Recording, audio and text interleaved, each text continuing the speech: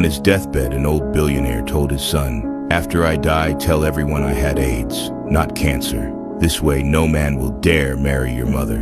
The son was stunned. "What? Why would you say that? That's horrible." The father replied calmly, "That way, everything stays in the family, and you'll inherit it all." Years later, the son, David, loaned a friend $100,000.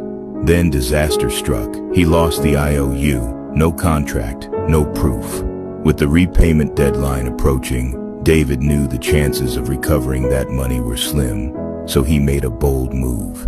He emailed his friend, "Hey, just a reminder, the $150,000 you borrowed is due soon." He replied exactly as David had hoped.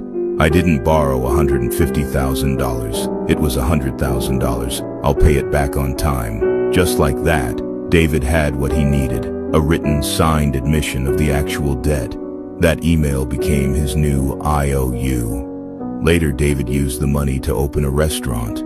A few days after the grand opening, he noticed something troubling. The head chef was sneaking ingredients out of the kitchen.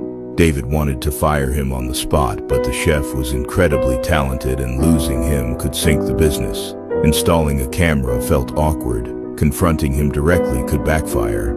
A few days later, he invited the chef into his office. He poured some tea, offered him a seat, and handed him a gift bag.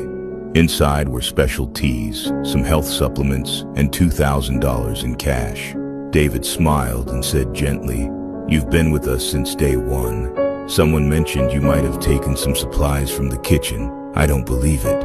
I just thought maybe you're going through a tough time, so I put together a little gift. Please don't feel embarrassed. You're important to this place." The chef turned red with shame.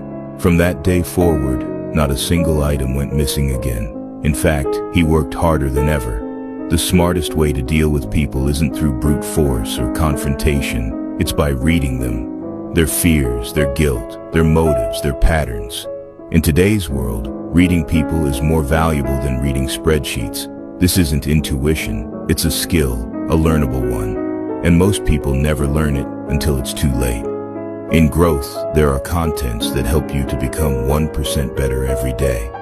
Join our family.